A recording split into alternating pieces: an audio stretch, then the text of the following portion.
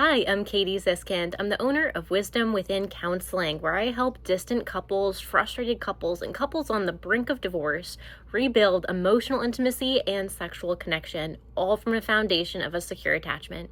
You can work with me at wisdomwithinct.com.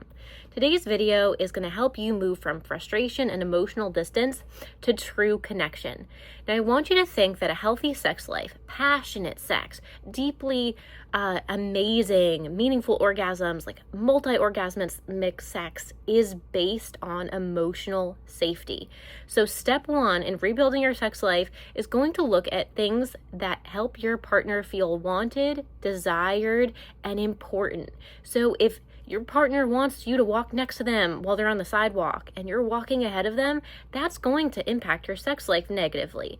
If your partner wants you to be the one to initiate making them coffee or tea in the morning, or wants you to initiate making dinner, or wants you to initiate helping with household responsibilities without them having to ask for your help, that is going to impact your sex life.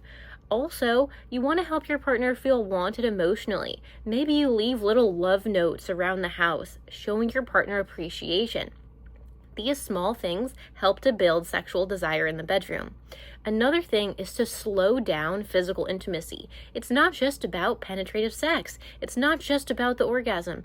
It's about the foreplay, the emotional conversation, the tuning into each other, offering a long massage, showering together, washing each other's hair in the shower, and really increasing affectionate touch, right? In a healthy marriage, we need sexual touch, of course, but we also need touch that doesn't lead to sex. We need affectionate touch. So helping your partner feel important and wanted can be done through hugging them, long hugs throughout the day, holding their hand, and when you're in the grocery store, putting your arm around your partner's low back.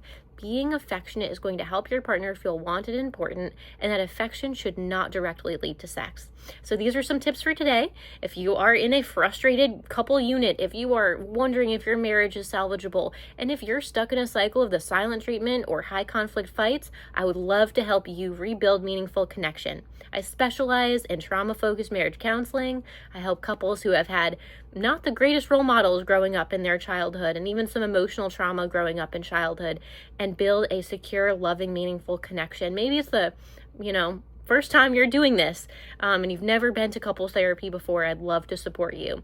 You can work with me at wisdomwithinct.com.